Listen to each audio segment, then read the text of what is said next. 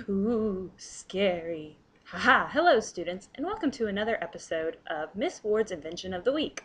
I'm Miss Ward, and I'm here to talk about today's topic, the guillotine. Ooh, that's sharp. Now we know the guillotine got its reputation during the French Revolution for being the most humane way of ending someone's life. But there have been plenty of other contraptions that came before it that basically do the same thing. Kill a person. These tools were the Scottish maiden, the Italian mania, and the Halifax jevette, all lesser versions of the guillotine. Despite some believing it to be true, Dr. Joseph Ignace Guillotine was not the inventor of the machine. The machine was even what the guillotine was called most of the time. He was a medical doctor and lawmaker who in 1790 proposed 6 articles on the death penalty.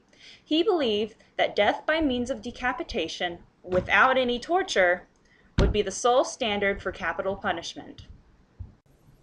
Death penalty will be equal for all under the machine's reign!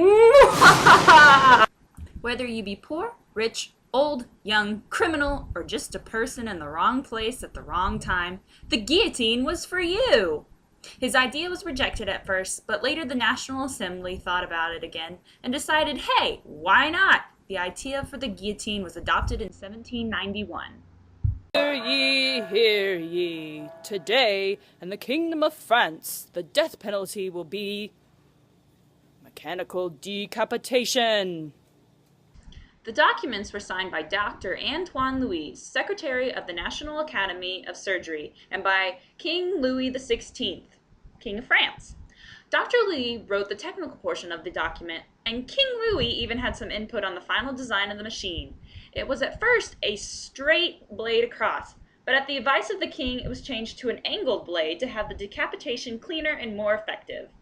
So the Ministry of Justice proceeded quickly by having Antoine design and build Guillotine's machine, and he hired a German harpsichord maker named Tobias Schmidt. Thusly, the modern-day guillotine was created and tested on cadavers and cattle. The first live person to fall to the guillotine's might was a thief and assassin named Nicolas Peltier, who died on April 25, 1792.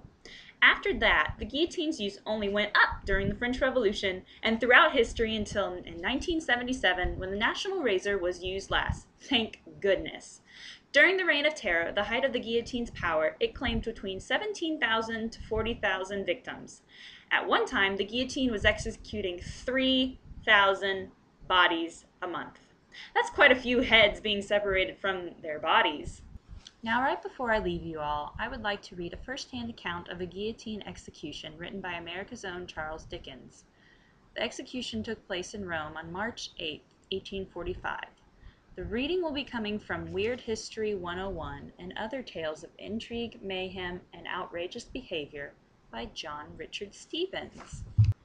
After a short delay, some monks were seen approaching to the scaffold from this church, and above their heads, coming on slowly and gloomily, the effigy of Christ upon the cross, canopied with black.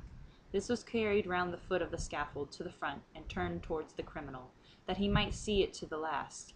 It was hardly in its place when he appeared on the platform, barefooted, his hands bound, and with the collar and neck of his shirt cut away, almost to the shoulder. A young man, 26, vigorously made and well-shaped, face pale, small dark mustache, and dark brown hair.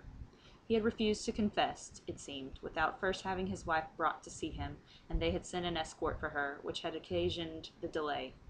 He immediately kneeled down before the knife.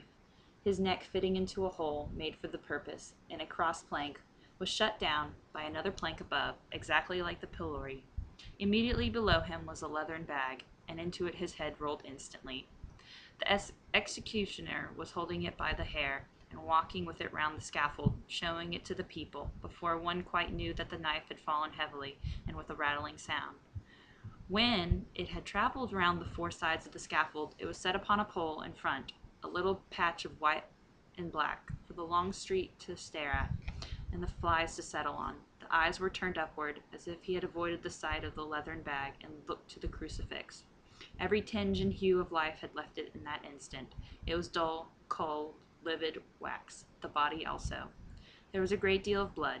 When we left the window and went close up to the scaffold, it was very dirty.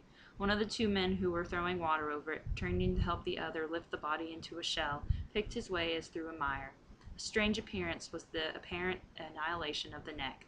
The head was taken off so close that it seemed as if the knife had narrowly escaped crushing the jaw or shaving off the ear, and the body looked as if there was nothing left above the shoulder.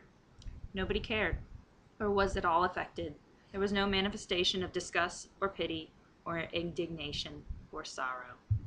So, in summary, the guillotine was created in order to have equality with the death penalty. So no more decapitation saved for the nobility. All could get their heads chopped off. Hooray! Next time on Miss Ward's Invention of the Week, we will learn about penicillin. Yay for healing instead of beheading.